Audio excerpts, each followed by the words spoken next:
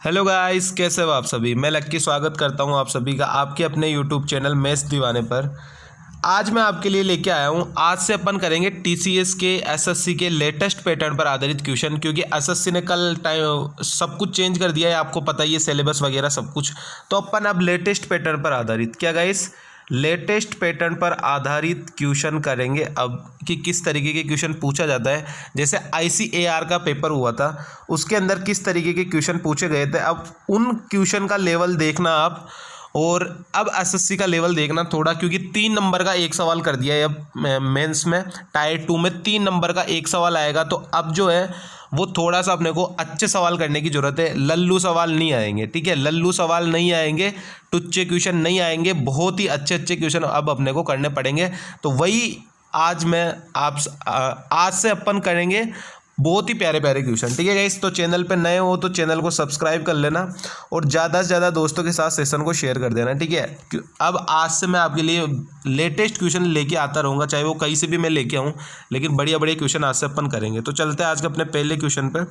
पहले क्वेश्चन में गाइस क्या बोल रहा है, पहले क्वेश्चन में अपने को बोला है कि 5 अंकों की उस छोटी से छोटी संख्या। सबसे पहले तो ये यहाँ पे चीज़ को ध्यान रखना, 5 अंकों की बोला है, ठीक है, कि 5 अंकों की उस छोटी से छोटी संख्या के अंकों का योग क्या होगा जिसे 10, 14, 16 और 35 से विभाजित करने पर शेषफल 1 बचता है और संख्या 19 से विभाजित हो जाती है। ऐसा सवाल मैंने आपको पहले भी कराया है, ठीक है। अब यहाँ पे सबसे पहले क्या लेते हैं, 10, 14, 16 और 35 का एलसीएम। क्या लेते हैं, सबसे पहले लेते हैं एलसीएम। तो इसका एलसीएम आएगा 560। अब क्वेश्चन में क्या बोला है, शेषफल 1 बचता है और ये 19 से विभाजित है, यानी 560 का कोई मल्टीपल होगा, x मान लो 560 का कोई मल्टीपल होगा, उसके अंदर 1 जोड़ेंगे तो वो संख्या 19 से डिवाइड होनी चाहिए और संख्या 5 अंकों की होनी चाहिए। क्या होनी चाहिए, संख्या 5 अंकों की होनी चाहिए। 560 गुणा में इसका कोई मल्टीपल होगा और +1 करेंगे तो वो 19 से पूरी डिविजिबल होनी चाहिए, ठीक है। इतनी चीज़ समझ में आ गई। अब ये अगर 19 से भाग देंगे 560 में, 560 का कोई फैक्टर होगा, इसके अंदर 19 का भाग देंगे तो 380 फैक्टर तक पूरा कर जाएगा, 380 x तक कर जाएगा। फिर कितना बचेगा, फिर अपने पास बचेगा 180, 180 में से भी 171 तक कट जाएगा, यानी 560 में से इतनी टाइम तो पूरा कट जाएगा। अपने पास बचेगा 9x प्लस में 1 और ये संख्या डिविजिबल होनी चाहिए 19 से। इतनी चीज़ समझ में आ गई। यही अपने को निकालना है भाई। यहाँ पे अब मैंने इसको छोटा कर लिया, यहाँ पे मैं पहले 560 से गुणा करके देखता, फिर उसमें +1 करता, फिर 19 का भाग देता तो ज़्यादा कैलकुलेशन हो जाती, इसलिए मैंने इसको स्मॉल करके 9x प्लस 1 कर लिया। 9x प्लस 1 कैसे किया, ये जो संख्या है वो 551 तक पूरी कट जाएगी, 551x तक पूरी कट जाएगी और सिर्फ 9x बचेगा। तो 9x प्लस में 1 ये जो नंबर है ये 19 से डिविजिबल होना चाहिए। इतनी चीज़ समझ में आ गई। अब यहाँ पे वैल्यू में रख के देखता हूँ x की वैल्यू क्या क्या ले सकता हूँ। 1 लेता हूँ तो 19 से कभी डिविजिबल नहीं होगा। अब मैं यहाँ पे वैल्यू लेता हूँ 2। अगर मैं वैल्यू लेता हूँ यहाँ पे 2 तो 9 गुणा में 2 18 और 18 प्लस में 1 डिवाइड बाई 19, तो ये 19 डिवाइड बाई 19 पूरा डिविजिबल हो जाएगा, यानी x की वैल्यू में 2 ले सकता हूँ। अगर x की वैल्यू में 2 लेता हूँ यहाँ पे तो क्या मेरा 5 अंकों का नंबर बन रहा है क्या, मैं करके देख लेता हूँ। 560 गुणा में 2 प्लस में 1, 560 गुणा में 2 करूँगा मैं यहाँ पे, तो यहाँ पे कितना आ जाएगा, 560 और 560 1120, 1121। ये 5 अंकों का नंबर नहीं है, ये 4 अंकों का नंबर है, इसलिए x की वैल्यू 2 अपन नहीं लेंगे, x की वैल्यू 2 नहीं लेंगे। अब यहाँ पे x की वैल्यू और बढ़ा के देखते, 3, 4, 5, 6, तो ऐसे करके अगर अपन निकालेंगे तो x की वैल्यू क्या आएगी, 21 आएगी, क्योंकि 21 से पहले ये कटने वाला है नहीं। अगर कटेगा तो 5 अंकों का नंबर नहीं बनेगा। तो यहाँ पे मैं नंबर लेता हूँ 21 में नंबर लूँगा, तब जाकर ये जो है तब जाकर ये 5 अंकों का नंबर बनेगा और तब जाकर जो है वो अपना क्वेश्चन सोल्व होएगा, जो अपने को एग्जाम में बोला है कि 5 अंकों का अपने को नंबर चाहिए। तो यहाँ पे मैं नंबर आ गया मेरा 21 निकल के। अब यहाँ पे मैं 560 गुणा में 21 और प्लस में 1, ये जो मेरा नंबर आएगा ये 19 से डिविजिबल हो जाएगा, ठीक है। तो ये नंबर मैं निकाल लेता हूँ। नंबर क्या आ गया मेरे पास नंबर आ गया 11761 और ये 5 अंकों का छोटा नंबर है जो 19 से डिविजिबल है, ठीक है।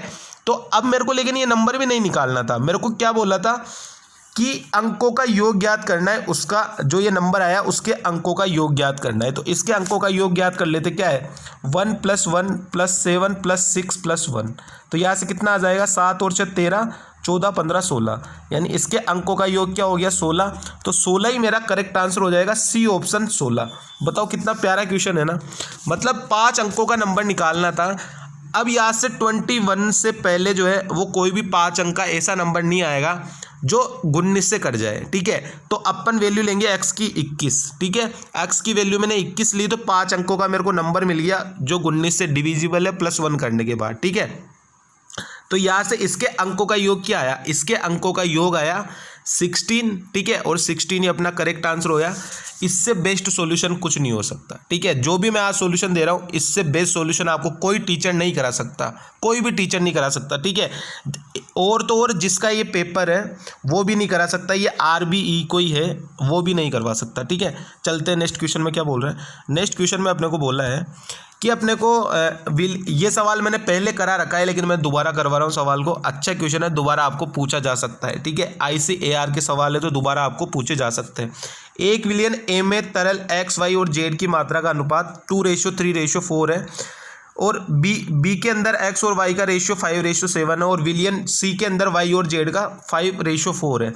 अब A के 3 लीटर, B के 2 लीटर और C के 5 लीटर को मिलाकर एक नया विलियन बनाया जाता है, जो Y का परसेंट अपने को बताना है। X और Z से कोई मतलब नहीं है, सिर्फ Y से अपने को खेलना है। कैसे खेलेंगे इस चीज़ को ध्यान से समझ लेना। यहाँ पे क्या बोला है, A के 3 लीटर, B के 2 लीटर और C के 5 लीटर, ठीक है। तो मैं यहाँ पे ले लेता हूँ A का 3 लीटर, B का 2 लीटर और C का 5 लीटर। इतनी चीज़ समझ में आ गई। अब एक चीज़ को आप खोपचे में लिख लो साइड में, क्या खोपचे में लिख लो साइड में। इसके अंदर x के अंदर, a के अंदर जो है वो y की वैल्यू क्या है, a के अंदर y की वैल्यू है मेरे पास 3 है, और टोटल मिश्रण कितना है 4 3 7 और 2 9, ये है मेरे पास, यही है मेरे पास। b के अंदर y की वैल्यू कितनी है, b के अंदर y की वैल्यू अगर आप देखोगे तो 7 है, और टोटल मिश्रण कितना है 12 है, तो ये मैंने 12 लिख दिया साइड में। c के अंदर y की मात्रा कितनी है, c के अंदर y की मात्रा है 5, तो यहाँ पे लिख दिया 5, और टोटल मिश्रण कितना है 9, तो ये मैंने खोपचे में लिख दिया। ये चीज़ आपको माइंड में लिखनी है खोपचे में, ठीक है। अब आओ आप क्वेश्चन पे, A का 3 लीटर, B का 2 लीटर और C का 5 लीटर, ये चीज़ें अपन ने लिख दी। इसके अंदर Y का परसेंट कितना है, पहले वाले के अंदर है 3/9, तो ये 3/9 लिख दिया। दूसरे के अंदर है 7/12, तो ये 7/12 लिख दिया। और ये तीसरे के अंदर है 5/9, तो ये 5/9 मैंने लिख दिया।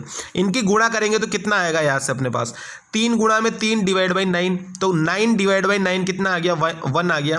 अब ये टोटल मिश्रण को अपने को ऐड करना है, y का कितना परसेंट है, ठीक है।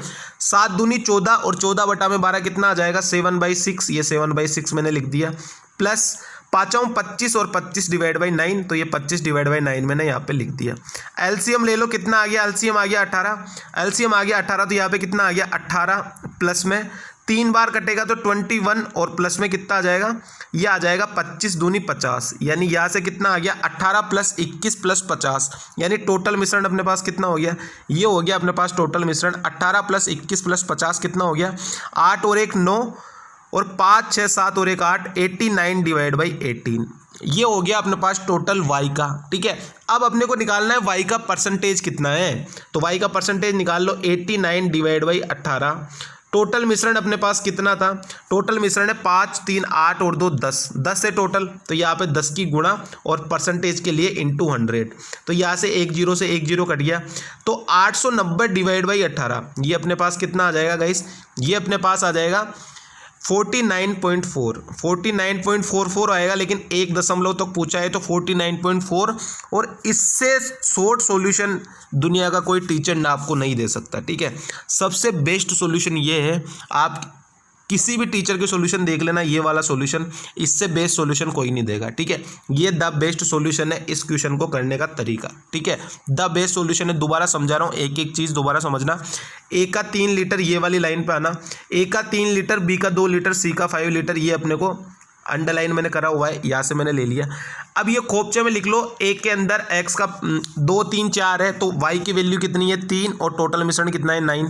B के अंदर कितना है, y की वैल्यू 7 है, और टोटल मिश्रण 7 और 5 12, तो ये लिख दिया मैंने, B की वैल्यू 7/12, y की वैल्यू आ गई। C के अंदर y और z का रेशियो है 5:4, यानी C की कितनी वैल्यू, C में y की कितनी वैल्यू है, 5 है और टोटल मिश्रण कितना है 5 और 4 9 है। ये मैंने लिख लिया माइंड के अंदर, ठीक है। ये चीज़ें एग्जाम में नहीं लिखनी है। उसके बाद में मैंने गुणा कर दिया यहाँ पे y से, तो 3/9 7/12 और 5/9, तो यहाँ से वैल्यू आ गई निकल के 89/18, ठीक है। ये सब कैलकुलेशन माइंड में करनी है। यहाँ से वैल्यू निकल के आ गई 89/18। अब अपने को y का परसेंटेज बताना है, तो गुणा में 100 और डिवाइड बाई टोटल मिश्रण कितना था 10, तो यहाँ से इसका परसेंटेज निकल के आ गया 49.4। इससे बेस्ट सॉल्यूशन आपको कोई नहीं बताने वाला, ठीक है। चलते हैं नेक्स्ट क्वेश्चन पे। नेक्स्ट क्वेश्चन में क्या बोल रहा है, ये वाला क्वेश्चन मैंने आपको कई दफ़ा समझा रखा है, पहले भी समझा रखा है, बहुत बार समझा रखा है, चैप्टर पढ़ाया था तब भी समझा रखा है, रेशियो वाला, ठीक है। क्या बोला है, ए की आई जो है वो बी की आई से 40% अधिक है, तो लिख लो ए और बी को लिख लो यहाँ पे, ए और बी। ए की आई जो है वो बी से 40% अधिक है, यानी अगर बी की आई जो है 5x है तो इसकी आई कितनी हो जाएगी 7x हो गई, ठीक है। अब क्या बोला है, बी का वे ए के वे का 66 सही 2/3% है, और इसको इसकी फ्रैक्शन वैल्यू क्या होती है 2/3 होती है, यानी इसका बी का खर्चा अगर 2y है तो x का कितना है 3y है। ये चीज़ें अपन ने लिख ली। ये था बिल्कुल क्वेश्चन को करने का तरीका, बेसिक्स है, ठीक है। अब क्या बोला है, a का वे b की i के 1.25 गुना के बराबर है। 1.25 को मैं क्या लिख सकता हूँ 5/4 लिख सकता हूँ, ये मैंने लिख लिया 5/4, ठीक है। ये चीज़ सही है बिल्कुल कि 1.25 को मैं 5/4 लिख देता हूँ तो कैलकुलेशन में मेरे को दिक्कत नहीं होगी। ए का वे बी की आई के 1.25 गुना के बराबर है, यही लाइन है इंपॉर्टेंट। ए का वे कितना है, ए का वे है मेरे पास 3y, तो 3y की जो वैल्यू है वो किसके बराबर है, x की आई 5x की आई के 1.25 गुना के बराबर, यानी 5/4 के बराबर, इसी के बराबर है। यही अपने को क्वेश्चन में बोला है। तो यहाँ से 4 3 12y और बराबर में 25x आ गया, 12y बराबर में 25x। तो y और x की वैल्यू क्या आ गई, y और x की वैल्यू आ गई 25/12, यही आ गई y और x की वैल्यू। बस ये वैल्यू आ गई तो उठा के रख दो क्वेश्चन में। a का जो है वो कितना आ जाएगा, a की सेविंग कितनी आ जाएगी, x की वैल्यू रखोगे तो 12 7 84, और 84 माइनस में कितना आ जाएगा 3 गुणा में 25 75, तो a की बचत कितनी आ गई 9 आ गई। b की कितनी आ जाएगी, x की वैल्यू कितनी है 12 है, तो 12 पंजे 60, तो यहाँ पे रख दो 60, माइनस में 25 गुणा में 2 यानी 50, तो क्या आ गया 10 आ गया। यानी a और b की बचत का रेशियो क्या हो गया 9/10, और 9/10 ही इसका करेक्ट आंसर है, ऑप्शन नंबर डी, ठीक है। इस तरीके के क्वेश्चन जो है पहले CGL मेंस में पूछा गया था, 2020 में पूछा गया था ये वाला सवाल, जिसका आंसर था 140%। ए की जो बचत है वो बी से कितना परसेंट अधिक है। अब यहाँ पे तो ओनली रेशियो दिया हुआ है, अगर आगे आपको ये भी पूछ ले कि ए की जो बचत है वो बी से कितना परसेंट कम है, ठीक है, ये भी पूछ ले कि ए की बचत जो है वो 20 से, तो ए की बचत 20 से कितना कम है, ए कम है, और किससे कम है 20 से, तो 1 गुणा में 100 डिवाइड बाई 10 यानी 10% कम है। ये भी आपसे पूछ सकता है, ठीक है, क्योंकि TCS से कुछ भी पूछ सकता है, ठीक है। चलते हैं नेक्स्ट क्वेश्चन पे। नेक्स्ट क्वेश्चन में क्या बोल रहा है अपने को, नेक्स्ट क्वेश्चन में अपने को बोला है, बहुत ही प्यारा तरीका बता रहा हूँ इस वाले क्वेश्चन को करने का, ठीक है, सीख लेना तरीका। क्या बोला है, एक डीलर को उसके वस्तु के सूची मान पर 10% की छूट मिलती है तथा 20% का लाभ होता है। तो यहाँ से CP और MP का रेशियो क्या आ गया 90/120 आ गया, यही आ गया CP और MP का रेशियो, CP और MP का रेशियो यही आ गया, ठीक है। अब क्या बोल रहा है, यदि क्रय मूल्य की मैं 28% की कमी करता हूँ, ये क्रय मूल्य है, इसमें मैं 28% की कमी करूँगा तो वैल्यू कितनी रह जाएगी इसका 72% रह जाएगी। तो 72% क्या होता है इसका 64.8, यही होता है। अब क्या बोल रहा है, जो ये अपने पास नया CP आया उसमें फिर भी वह 25% का लाभ अर्जित करना चाहता है। इस पर मैं 25% का लाभ अर्जित करना चाहूँगा तो वैल्यू कितनी हो जाएगी, इसका 125% निकाल लूँ मैं, तो इसका 125% क्या हो जाएगा 81 हो गया। अब अपने को क्या बोला है, सूची मान पर उसे कितने % की छूट देनी चाहिए।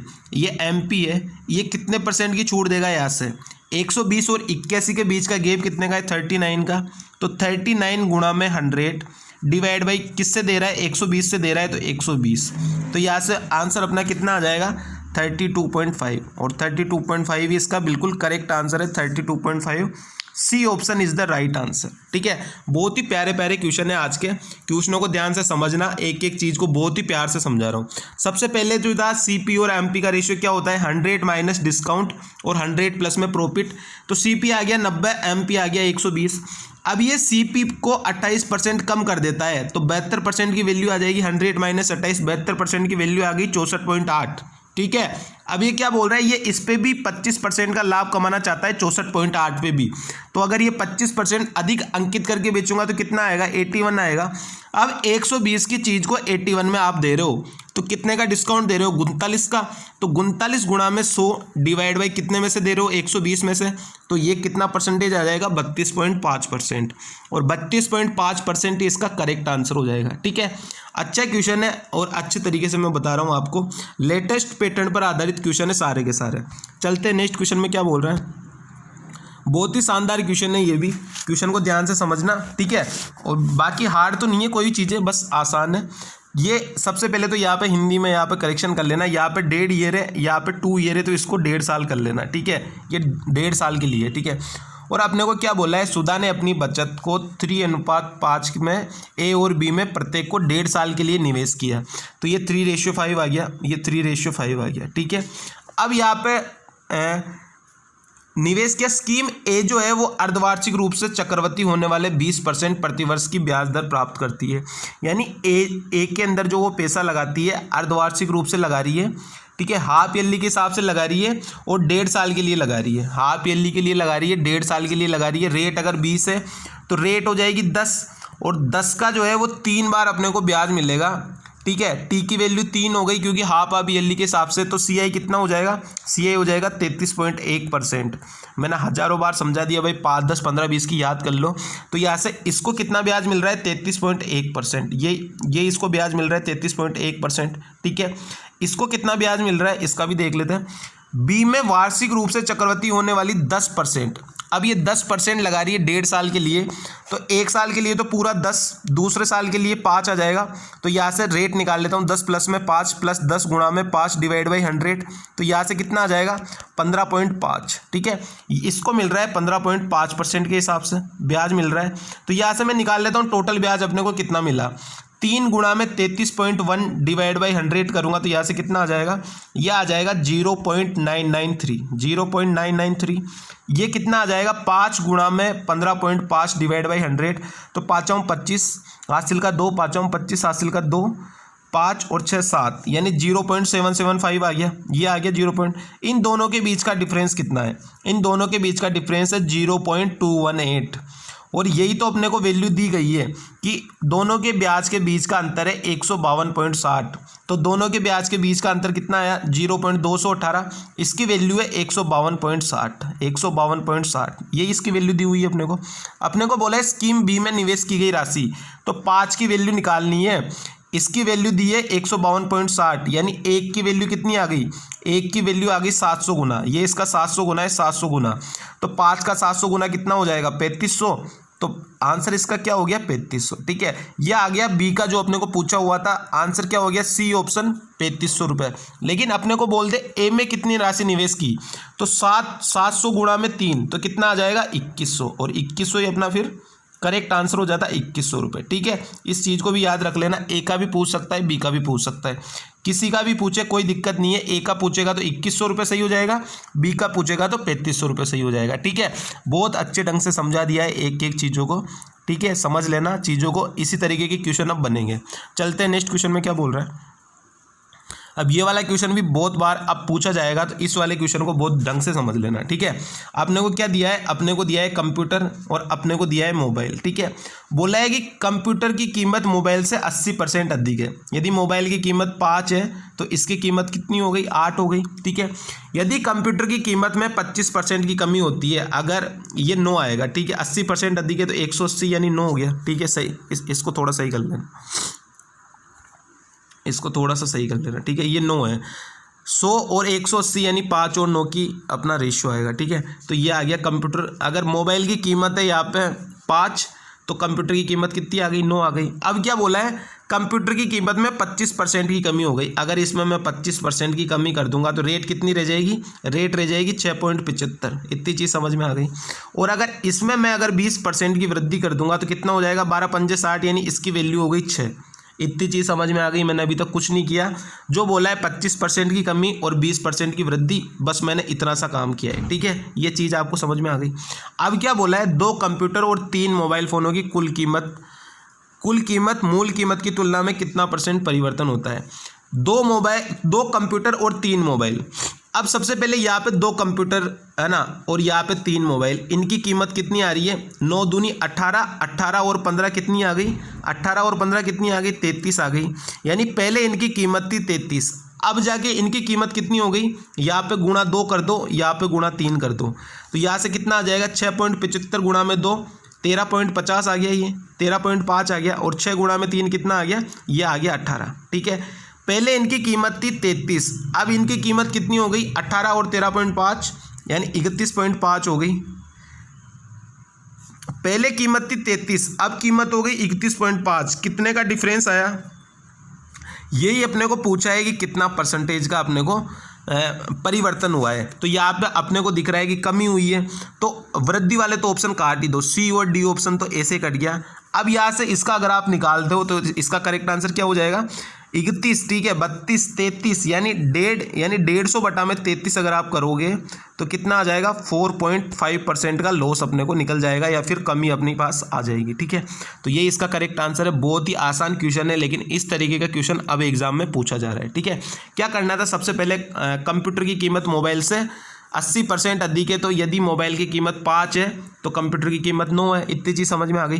फिर क्या बोला कि कंप्यूटर की कीमत में 25% की कमी कर दी, तो अब इसकी प्राइस क्या रहेगी, 6.75, और मोबाइल में 20% की वृद्धि कर दी, तो अब इसकी कीमत कितनी हो गई, 6 हो गई। अब बोला है कि 2 कंप्यूटर और 3 मोबाइल, तो पहले मैंने देखा 2 कंप्यूटर और 3 मोबाइल कितने के आ रहे थे, टोटल मिला के 18 और 15 33 रुपये के आ रहे थे।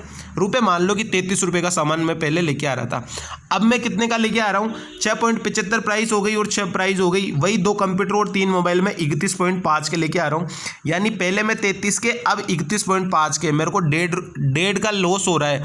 तो परसेंटेज में चेंज कर लो, 1.5 गुणा में 100 डिवाइड बाई कितने में से हो रहा है, 33 में से, तो कितना % आ जाएगा, 4.5% का मेरे को लॉस हो रहा है या फिर कमी हो रही है। ठीक है, चलते हैं नेक्स्ट क्वेश्चन पे। आई होप सारी की सारी चीज़ें क्लियर होगी अच्छे से। नेक्स्ट क्वेश्चन में क्या बोल रहा है, ये वाला क्वेश्चन तो बिल्कुल हलवा है, मैंने कोई हज़ारों बार ऐसे क्वेश्चन करवा दिए, हज़ारों बार। ठीक है, यूट्यूब पे क्या बोला है, 58, 75। सबसे पहले मैंने क्या बोला है, 2 संख्या लिख लो और दोनों के बीच का गैप निकाल लो। 58, 75, 79, 103, 2 संख्या के बीच का गैप निकाल लो, 17 और कितना आ गया, 24 आ गया। अब यहाँ से इन दोनों का जो गैप कितने का आ रहा है, 7, तो अपने पास 7 की वैल्यू निकल के आएगी। कैसे निकल के आएगी, यहाँ पर खींच लो लाइन और सेकंड नंबर को कर दो क्रॉस। सेकंड नंबर से अपने को कोई मतलब नहीं है, अपने को मतलब है सिर्फ फर्स्ट नंबर से फर्स्ट नंबर में करा दो क्रॉस मल्टीप्लाई। तो 58 गुणा में 24 करोगे तो 1392। ठीक है, और माइनस में 17 गुणा 79 करोगे तो कितना आ जाएगा, 1343। माइनस करोगे तो कितना आ गया, 49, यानी 7 की वैल्यू आ गई 49। तो 1 की वैल्यू कितनी आ गई, 7, यानी 1 की वैल्यू अपनी x की वैल्यू होती है, तो x की वैल्यू आ गई 7। अब अपने को क्या निकालना है, मध्यानुपाती निकालना है, यानी रूट के अंदर वैल्यू निकालनी है। मध्यानुपाती क्या होता है, रूट के अंदर a गुणा में b, यानी रूट के अंदर दोनों का गुणा।